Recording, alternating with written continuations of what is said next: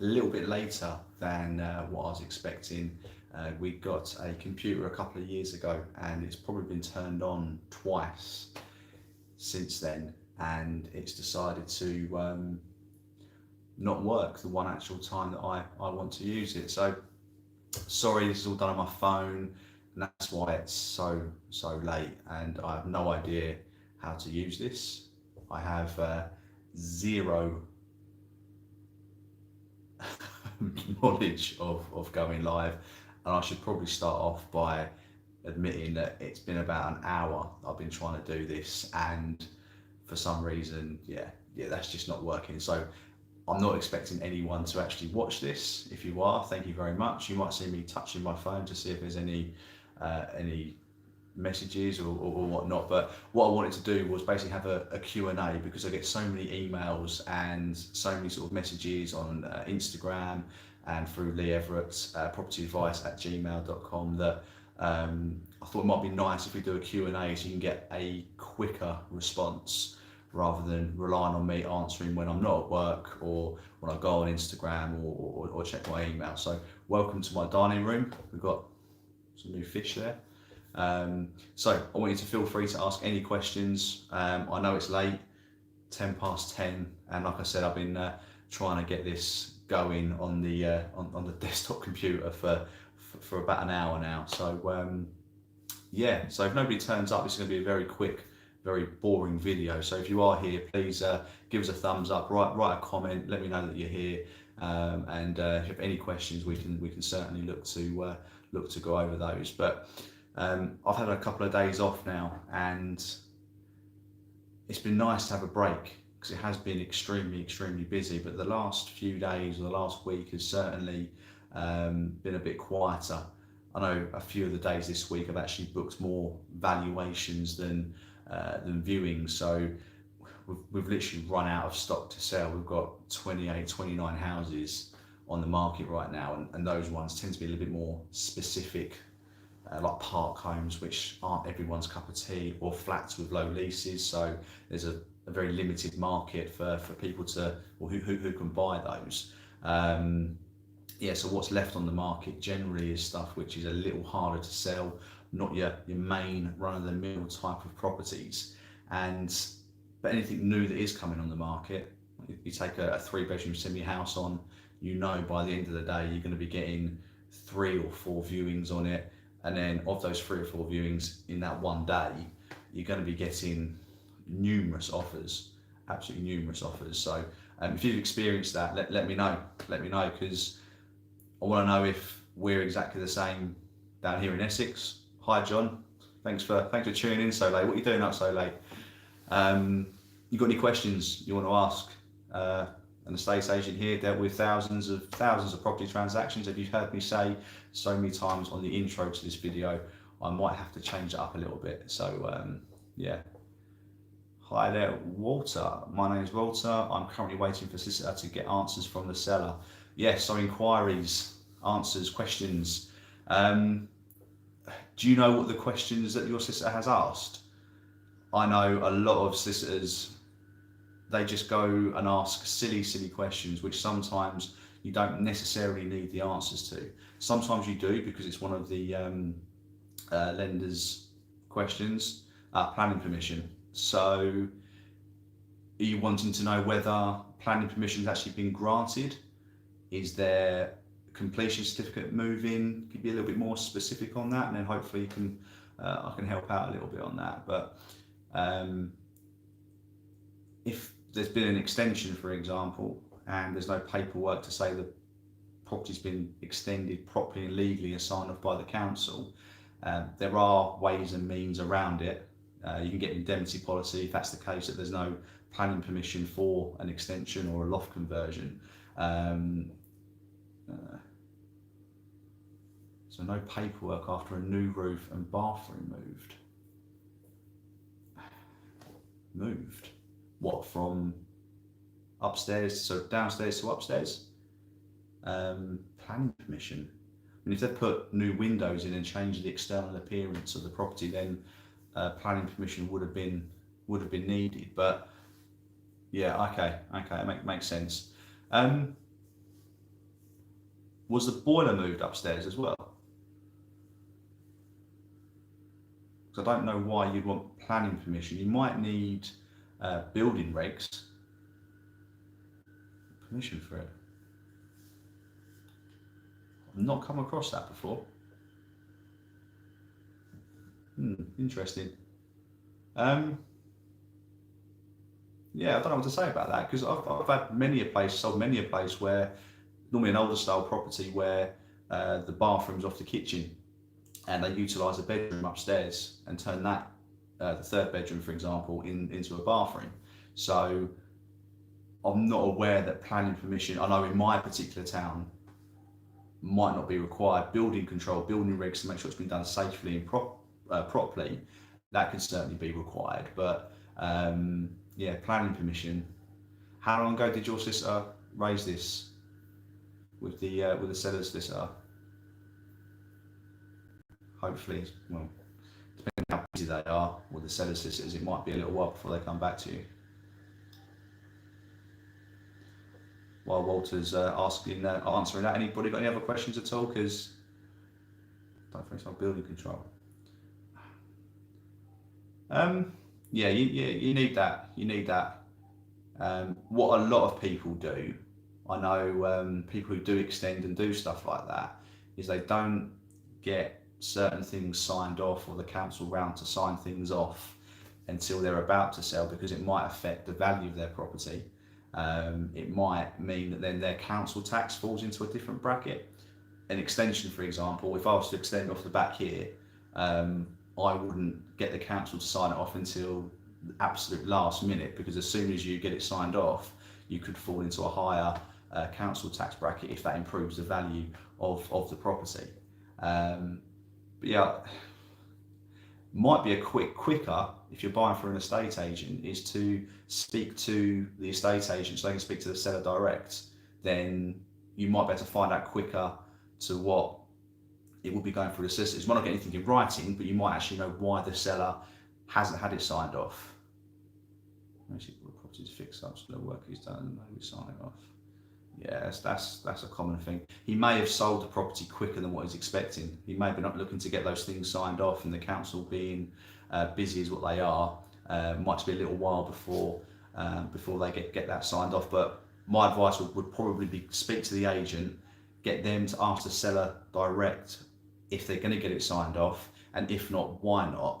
And if they're not willing to get it signed off, chances are your mortgage lender won't allow it. If they've took down an internal wall, for example, and can't prove that they've put an RSJ there to support the wall that was taken down if it was structural, then yeah, you want to be steering clear of that anyway. So yeah, definitely speak to the estate agent, find out why that building control hasn't been signed off, and then hopefully that can sort of lead you down a path as to whether it's something worth pursuing or to steer clear from. But you might find if you started buying that property in January and you pull out, there's not as much on the market now, and prices have gone up as well, so you might find it a little bit more difficult to find that type of property again, Walter. So keep me posted on that. So let me know what happens while you're typing or watching. I'll just see who else we've got here.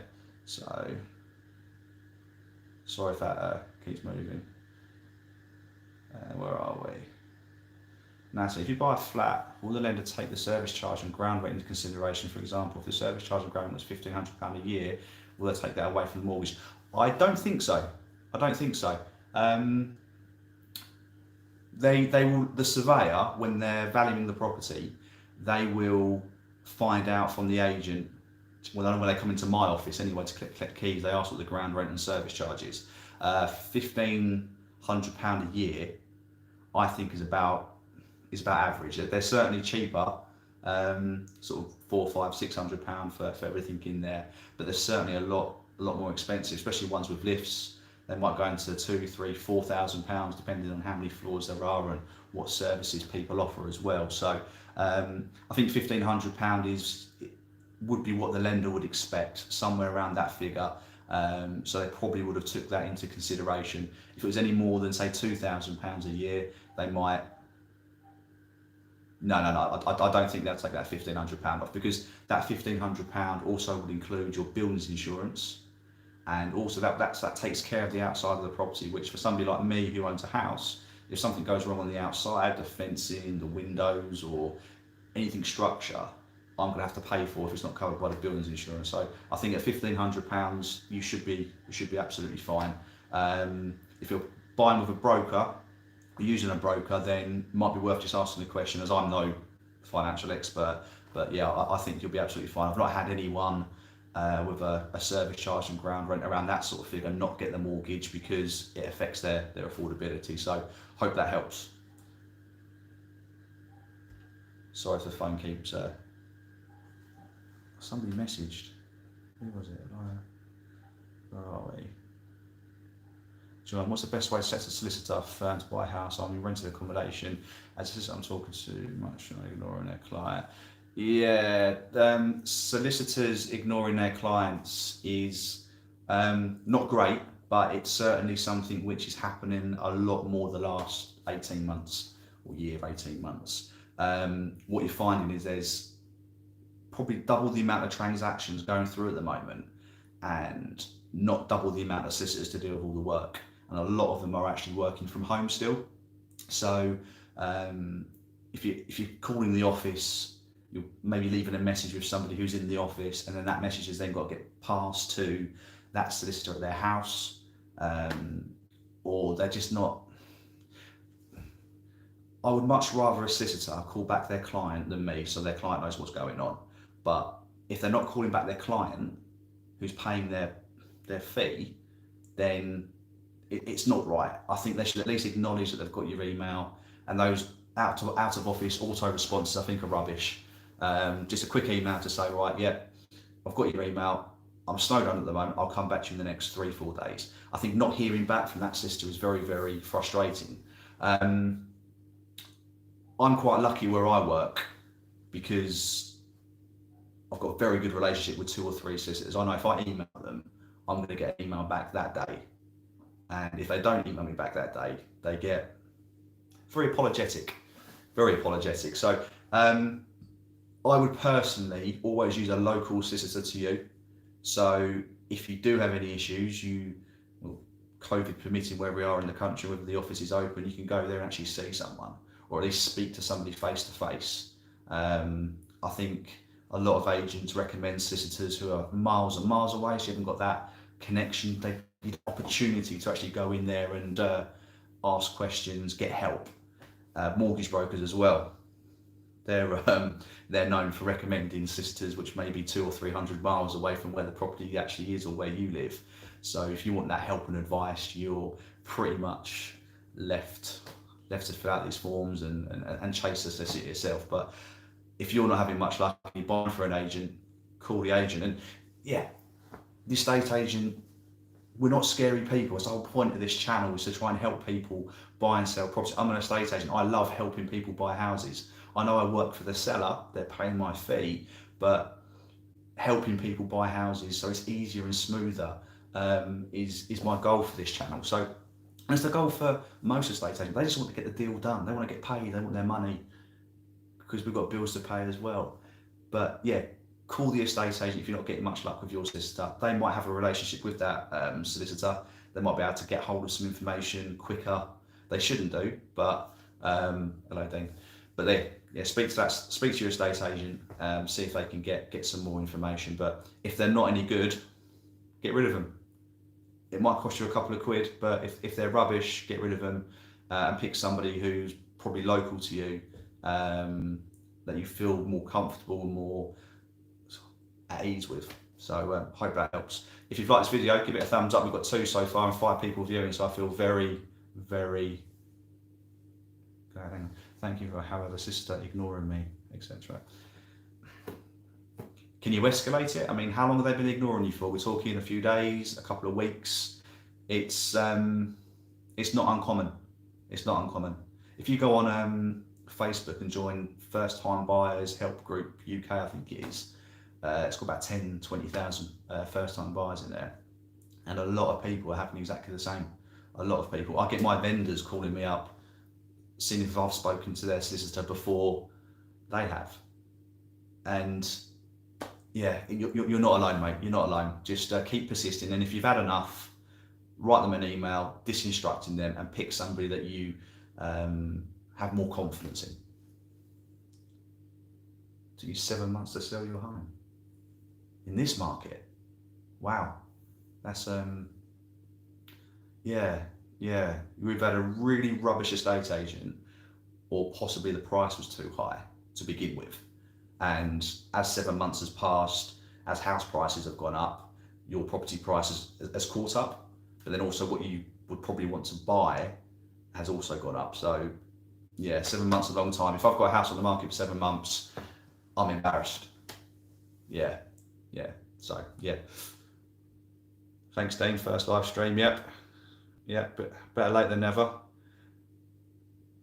Where are we? Hi, Natalie. 30 miles per hour travel course. Yeah, they will take that into consideration. £400, depending on what you're earning, obviously. That will come into your affordability. Again, I'm not a mortgage expert, so I can't say for definite.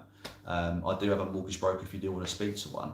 But yeah, £400 out of most people's wages is a bit of a chunk. So they will factor that in. Do you get any sort of mileage from your work, or is that purely just commuting to and from work? If you can get some money back from your employer, then that might help with that. So yeah, so going back to what John was saying about things taking long. One of the videos I done months and months ago, before the market got as busy as it is, was to say you've just got to be as patient as you possibly can. The days of buying and selling a house and the solicitors and the conveyancing going through in sort of 8-10 weeks are just not happening at the moment. So you really need to be as patient as possible. All you can do, as I've said in my other videos, is fill out all the forms, pay everything you need to pay, surveys, searches, and then just chase at least once a week. Don't make yourself too much of a nuisance, because every time you do call or email, you're just adding to their pile of work, and they're not going to appreciate it. But in the same breath, you are paying their fee, so you're going to want some level of customer service. If you're not getting it after trying, and maybe if you've complained, then maybe it's time to change solicitor and give your money to somebody who's going to be a little bit more. Sorry, there was no chain involved. The family was buying my house, and sorry, mate, I missed that. God, these close-ups are horrible. The family was buying my house and they're to be homeless. I'm sorry, John. Don't quite get what you mean there. I've been up since 5:30 this morning, so that might be me rather than you. Got a 4-month-old baby, hence the bags. This is really bad lighting. There goes bags. Are you still seeing a high level of property offers and purchases? Yes. So, by the way, it's my brother Dean, investing with Dean. Sold him a buy-to-let property back in September. Perfect example. He'll tell you. End of September, early August, Dean, was it? You started buying that house, and it completed 26th of March. And he had no chain. The seller had found somewhere, and she lost the one she was buying, and then she didn't start buying a new one until February. So Dean had to sit there patiently waiting for not only her to find somewhere, but then that legal work to happen. And thank God it went through. And I think you've got a good deal there, mate. I think you'd admit that, wouldn't you? But lots and lots of offers coming in. I logged into the work system today just to see what was going on, and we had one house, a 3-bed semi in Tower Road, old lifeboat house. The sale went wrong. When did it go wrong? Friday last week, and what we Thursday now, and they've got 4 or 5 offers higher than what the current buyer is paying for it, and a few of those are over asking price, and we put the price up as well by 15 grand.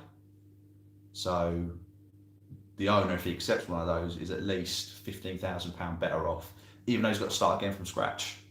The seller is quids in, all just because of natural property price growth in the last few months. Yeah, end of September, you sent me the info, cheers for the heads up. Offered asking price the same day, 7 months later, happy with the purchase. Yeah. I mean, 7 months ago, my brother had to go in really strong. he said he wanted this property. What's he got to do to get it? And even being an estate agent, wanting to find the best deal for my brother, I had to advise him to offer the asking price, because I think there was 2 other people that offered as well. I'm sure it's 2 other people. And in this market, or even back then, you needed to offer strong and fast and prove you're a good buyer, which I knew Dean was. I knew he had his mortgage sorted. I know he'd use a solicitor that I recommend and the mortgage broker I'd recommend. So, and even though with my recommendations it took bloody ages, so I'm not always right. But yeah, it was a good deal to have, Dean. Good deal. Look forward to seeing your video when it's all done and your figures involved, and maybe get an estate agent round to value it. He won't charge that much, I promise. So we've got 7 people watching. And what time is it? 10:30. You sad, sad people. Sad people listening to me at 10:30 on a Thursday night. Any other questions at all? Yeah, I thought I'd use this opportunity to answer some questions quickly, without a 3-4 hour delay between replying to comments and emails and Instagram stories as well. So, Jack, hope you don't mind me mentioning your name, sent me a message on Instagram today. I said you can appear on my property video when I do it. Yeah, I'll do that for you, mate. I'll do that for you, no problem. Free exposure for me to just 6,000 subscribers. So yeah, I'll take that. Yeah, so a guy called Jack emailed me today. I don't know if you're watching, Jack. If you are, say hello. His 18-year-old kid, I say kid, that's condescending. I don't mean it like that. 18-year-old, and he was worried that he wouldn't be taken seriously because of his age.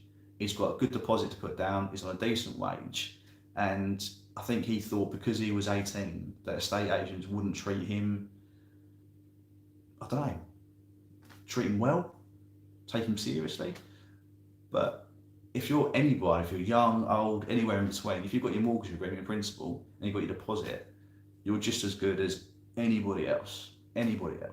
As a first-time buyer, you actually hold the upper hand on most other buyers, especially ones with chains as well. Everyone likes that nice short chain, no problems, no hassle. They do happen. I've got about 170 running sales for the company I work for, and I'll probably say a good half of them are taking ages. Chain's not complete, sellers haven't found somewhere, or the one they've found hasn't found somewhere. People getting stressed and upset. It's a stressful thing moving house. I don't plan to do it for a very long time. Yeah, so you've got to be patient. But Jack, if you are watching this, 18 years old, thinking about buying a house rather than renting, and yeah, I think you should do it, mate. Don't listen to anybody else. I think buying a property, paying your mortgage rather than somebody else's mortgage is a fantastic thing. So yeah, good luck, mate, if you are watching. Who else we got here? Donnie, want to purchase a buy-to-let as my first home. Is that possible?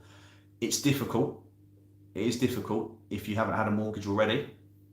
I've got to say I'm not a financial advisor, so please do speak to a financial advisor.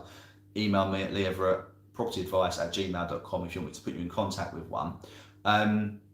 Many people would make you believe that buying your first property as a buy-to-let is well, it's impossible. It's not. There are a few lenders, I think Virgin are one of them, that will look at you if you haven't owned a property before.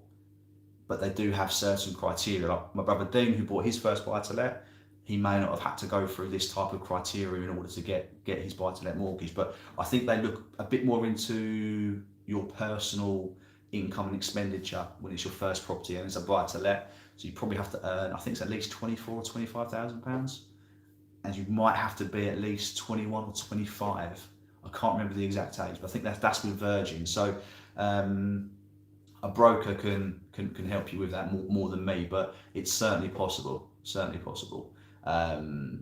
Yeah, so don't be, yeah, it's definitely doable, but you've got to meet certain criteria to be able to do it. Yeah, so good luck with that. Let me know how you get on. I mean, Dean Invest with Dean, whether the chat is on your screen, he's done a few videos on buying his first buy-to-let, the costs involved, mortgage payments, stuff like that. So if you need to speak to him who's actually done it, I've talked about it, but I've not done it myself. then he's probably the guy to subscribe to, Investing with Dean, and also we can also pop him a comment in there, and I'm sure he'll do a video. He may have already done a video covering your questions, but no, he's certainly one to ask. Wow, 8 people.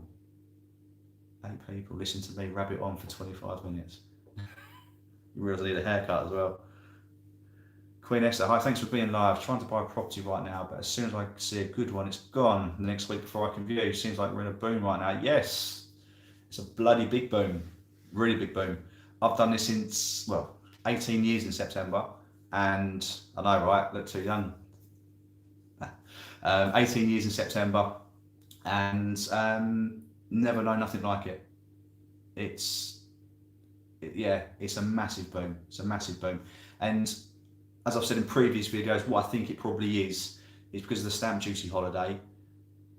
People moved last year, even though the property market was shut for 7 weeks and was slow, a bit sluggish coming back. A lot of people put their house on the market last year, and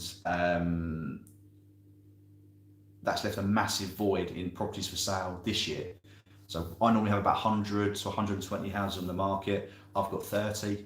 As I said at the beginning of the stream, a lot of them are park homes or low lease flats, stuff like that. So it's a massive boom.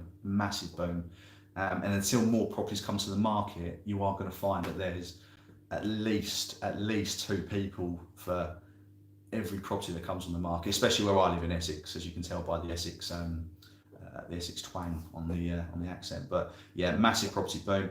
I mean, if you don't need to buy now, it could be beneficial to wait and see what happens. But the risk with that is if it doesn't happen, and prices keep going up, your money's not going to go as far as it did now.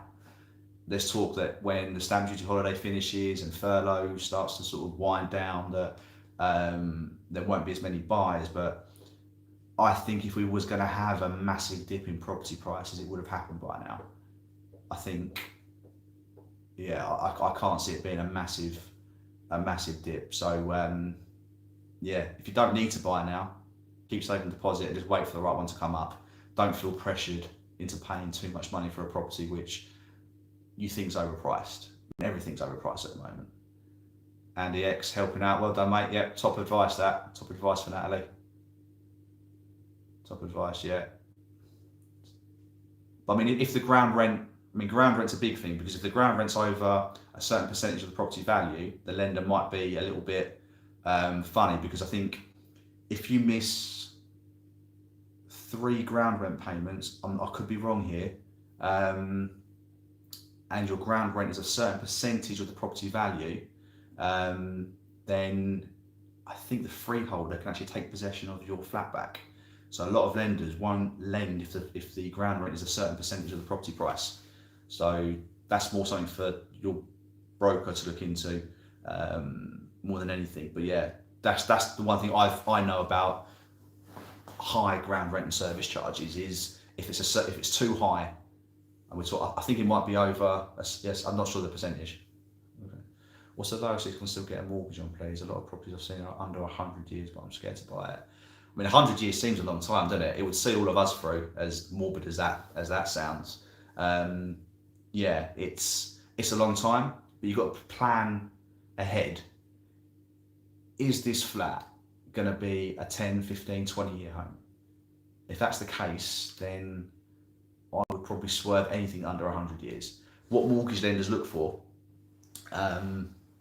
generally, when getting a mortgage on a leasehold property, is 50 years plus the term of your mortgage. And most people right now are getting 35 years mortgages. So 85 years is the minimum that most lenders will look at. So if you're approaching anywhere near that already, then steer clear, because you're going to struggle to sell unless you just pay thousands of pounds, sometimes tens of thousands of pounds to really release. Over 100 years, I don't think you should have any issue with. If you can get a 999 year lease, or a property that has the balance of a 999 year lease, then fantastic. A 125 lease, or a lease that's been extended at some point. But yeah, under 100, I personally would would steer away from. So yeah, really important if you could just give it a thumbs up. I've got 8 people, so only half of you have liked this video. Come on, please. Helps the YouTube algorithm apparently. You're welcome, Queen Esther. Oh, my eyes are squinting. Andy, thanks for popping by. You always comment on the channel. Really appreciate that. Really nice to have the same people, the same community. Nice little first time buyer group. And you've reacted, 8 likes now. Who knew I had this type of power? It's fun. It's fun. Any other questions at all, guys? The other half told me not to be too late on here. So I thought I might be smarter to continue saving whilst living with my parents and making investment into property. I mean, yeah. Investing in property, I don't see how you can lose. If prices drop, normally rent goes up and vice versa. So providing you time it right, you should never lose in property. Yeah, that's my, yeah. And my brother Dean thinks that as well. He's just bought a house. So yeah, I think that's probably a wise thing to do. But you're going to benefit from being a first time buyer and not having stamp duty to pay. So if you're buying a cheaper property now, like a smaller buy to let, and you use up your first time buyer stamp duty exemption, then when you go to buy your first residential property, which may be more expensive, you're going to have to pay your stamp duty on that one. So just think of that. That might be a couple of £100, depending where you live. It might be thousands of pounds of stamp duty. So you've got to work that into your calculations. Is how long is it going to take you to earn that money back in rent payments for the stamp duty that you're going to be paying later on down the line. So yeah, quite important to remember that. I'm quite nervy doing one of these. I'm quite a confident chap. If you choose to go for maximum amount of mortgage, 35 years, would the lenders? I got a 35-year mortgage. It must help with affordability. It obviously brings your mortgage payments down. Whether it means they lend you more, I'm not sure. I mean, theoretically, yes. If they're lowering your mortgage payments, then you can afford more. So yeah, I think that would be. Yeah, I think that would mean you should be able to. No, because they're only time. You've got your wage multiplier.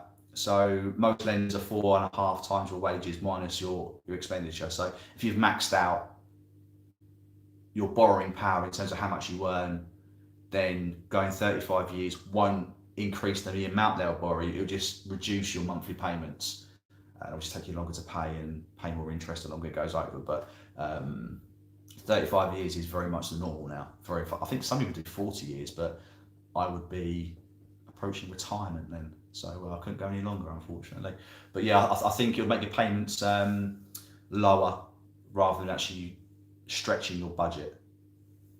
So yeah, 4.5 times your wages. Unless you go with Nationwide, who I've done a video on, do 5.5 times your wages, providing you've got a squeaky clean credit history. And on decent money, it'll be 30 grand on your own or £50,000 as a joint application. But I've done a video on that. So if you scroll down or go on my channel, you'll see there's a video there covering that. Where are we? How do you get your comments back up? Oh God, this is where I lose you. All right, I've seen articles about stamp duty possibly being removed permanently. Could this really happen? Yeah, it could happen. It could happen, but they'll replace it with something else. They're not just going to get rid of stamp duty and miss out on the billions of pounds it brings in each year. There's talk about being a different property tax which covers council tax, stamp duty, and all those sorts of things. So what I think I read that what they're proposing is to get rid of stamp duty and council tax, and each property pay 2% of their property value each year, and that would cover your council tax to the local authority. It means you wouldn't have to pay stamp duty when you're buying a property, but the amount you pay will be dependent on how much your current property is worth. So I don't think that's anything more than a pipe dream at the moment. I don't think it's even gone through Parliament. It's just a few people lobbying for it. So it's a possibility that stamp duty could be abolished, but it will be replaced with another tax, and I think they're going down the council tax route for that, rather than going down a property tax rather than separate council tax and separate stamp duty. So yeah, of course, if I know any more on that, if they do announce something, I'll do a video so everyone knows. Is there any benefits of being a cash buyer? Yeah, massive benefits. Massive benefits. Not have to jump through hoops to get a mortgage. Yeah, that's. Is there any benefit? I'm trying to answer that, John. Come on, mate. Give me a chance. Yeah, there is. What you can offer a seller, being a cash buyer, is, as Andy says, you haven't got to jump through the hoops of getting a mortgage. You're not reliant on that surveyor agreeing. Agreeing with the price you're paying for the property. You don't have to have searches if you don't want to, although a solicitor will recommend you do. It can shorten the amount of time it takes to buy a property, as you are in control as to how little or much work a solicitor does do, and that can be quite attractive to a seller. It's more about timing and how quickly you can proceed. But I think at the moment, most cash buyers are looking to get a deal. They want to use their position to try and get as much money off a property as possible. But if you're a seller and you've got a cash buyer offering £10,000 less than the asking price and a first time buyer who's offering the asking price, I think most sellers would roll the dice and go with the first time buyer to potentially gain an extra £10,000. So if a first time buyer or anybody with a mortgage was up against a cash buyer at the same price, my advice to the seller would be to go for the cash buyer, because there theoretically, not always, should be a quicker sale.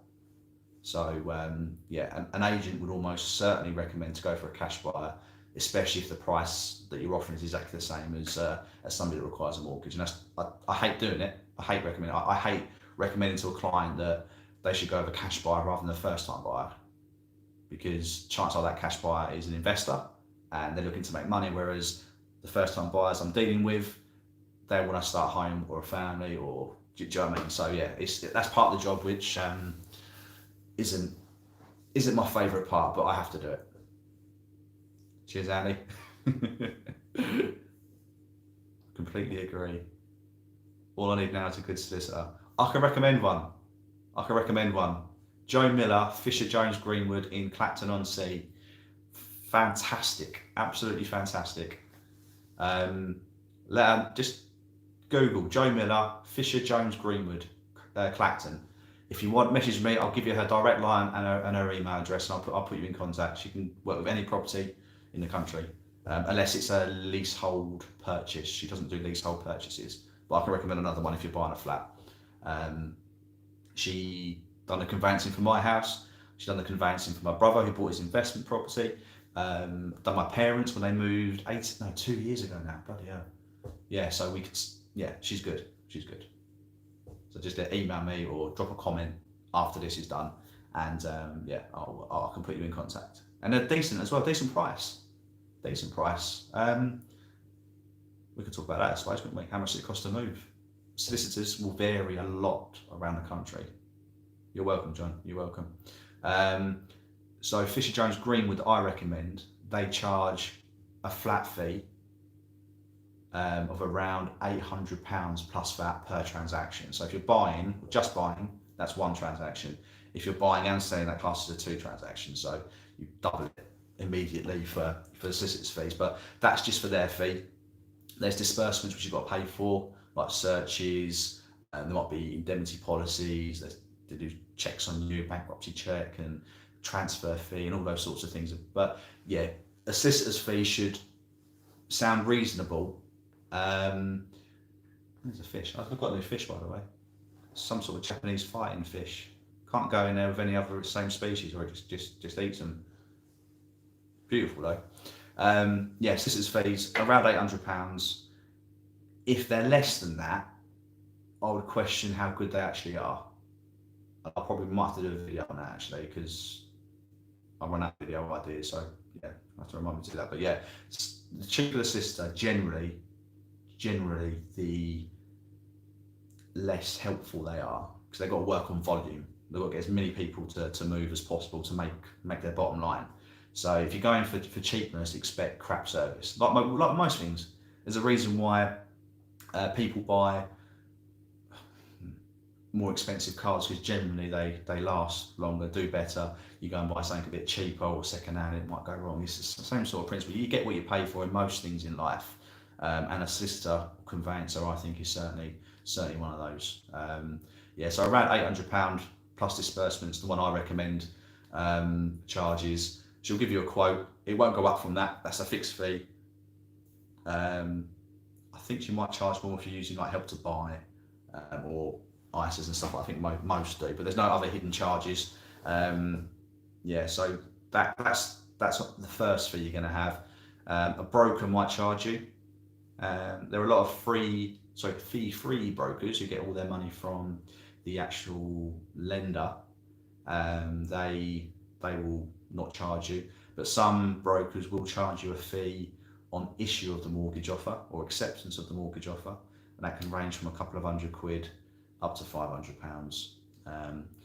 But a good broker can save you that and some by getting you the best mortgage rate, the best deal for you. It's all about receiving the service you require. Yeah, definitely. Like if you're not getting that service in any walk of life, in anything you're doing, you complain, don't you? If you're paying for something and you don't get it, you complain, and give them the chance to put it right. And if they don't, then you walk and say, I'm done. You leave them a bad review as well. Because how are you going to stop the next person from knowing that they're not any good? So, but you've got to have realistic expectations at the moment, because whatever session you go to, they're going to be slower than what they were 2 years ago. It's just something you've got to accept. We've accepted it as an industry, and I think clients need to accept that as well in the nicest possible way. Guys, you got any questions? Because I've got to go and feed the baby soon before he wakes up the neighbours. So if you've got any more questions, let me know in the next couple of minutes, because I'm going to have to make a move. All 7 of you that are watching. Thank you everyone for watching, by the way. I didn't know if I'd actually have anybody being this late at night. Yeah, it took me about an hour to turn on the computer just for it not to work. And we bought it 2 years ago, and it's not really been turned on since. And it just had loads of updates. So I'm just doing this on my phone. Next time I'll have it all set up. You're welcome, Queen Esther. I hope you've subscribed. I hope everyone watching has subscribed. That'd be really good. You're awesome, love your channel. You're awesome too, Ali. Thank you so much for every comment, every like. You always make the effort to pop in and say hello and leave a comment. So it really makes me want to do this more. And that's why you're going to see more of me in the car doing these in between appointments, because it's just too bloody busy at the moment. Yeah, Amber, yes, thank you. You've subscribed, excellent. Lauren, you're welcome. Excellent stuff. Yeah, are we done for questions then? Are we done? John, I hope, especially you got quite a few questions. I hope this has helped. But if you have anything more specific you want to talk about, then yeah, drop me an email, leeeverett@propertyadvice@gmail.com. I don't know how to put a description in it yet. I don't know how to do all this. So, but yeah, thanks everyone for watching. I'm gonna try and do this once a week. I think that'd be pretty good if I can fit it in around baby and obviously having a life with my other half and the fish. Yeah. Yeah, thanks for watching, guys. I'm gonna try and think of a new intro as well for my videos, because I get bored hearing me say the same thing over and over again. So if I'm getting bored of it, then you're probably getting bored of it. So I'm gonna have to sort of think of something new to say on that front. Okay, guys. Yeah, I'm gonna call it quits. Have a lovely evening, what's left of it, and I'm sure I'll be doing a video in the next few days. So yeah, have a nice evening. Take care. Bye, Andy.